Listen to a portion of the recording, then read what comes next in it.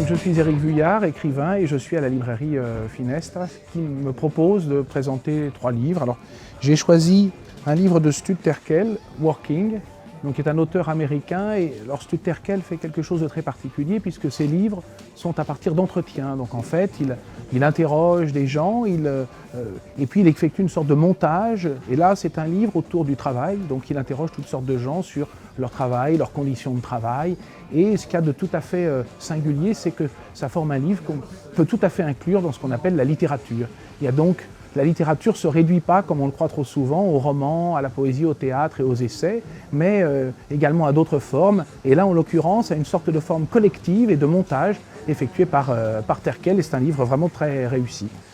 Alors, le deuxième est un livre de Marcel Cohen, La Escena Interior, la scène intérieure, qui est un livre très particulier. Marcel Cohen a écrit toute une série de livres qui s'appellent Fait 1, Fait 2, Fait 3, où il relève des choses qu'il a pu lire dans la presse, dans des livres ou entendre, et qui forment comme ça une sorte de kaléidoscope, une sorte de portrait curieux à la fois de notre époque, et où court une réflexion à la fois intime et collective. Mais ce livre-là est comme un petit peu, pour moi en tout cas, le couronnement de son œuvre.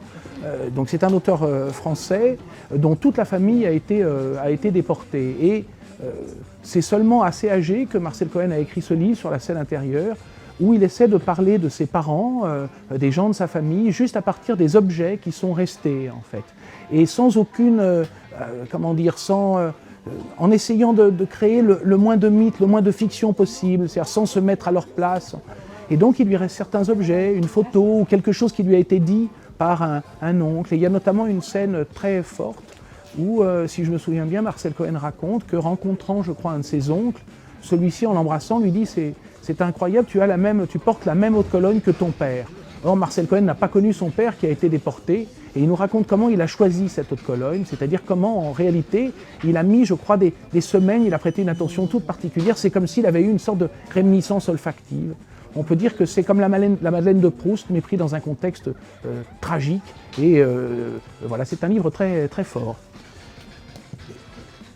Et l'autre livre que j'ai choisi est un livre de Jean Giono, Un roi sans divertissement. Giono est un auteur français très, très singulier, qui a toujours été un petit peu en marge du monde des lettres, qui vivait en Provence, qui n'a jamais quitté sa ville natale, Manosque, et qui a écrit toute une série de livres extrêmement réussis. Et ce livre-là me paraît un de ses plus beaux livres. C'est un livre très mystérieux, il est très difficile d'en parler. Il y a un crime qui se passe dans un petit village de montagne pendant l'hiver, et il s'agit de trouver non pas seulement le criminel, c'est pas du tout un livre policier, en tout cas pas au sens strict, mais de trouver le mobile du crime. Et c'est un mobile tout à fait étrange et à la fois ordinaire qui est lié à ce titre, qui est emprunté évidemment à à une partie de l'œuvre de Blaise Pascal, qui est Un roi sans divertissement, une phrase de Blaise Pascal qui est donc Un roi sans divertissement est un homme plein de misère.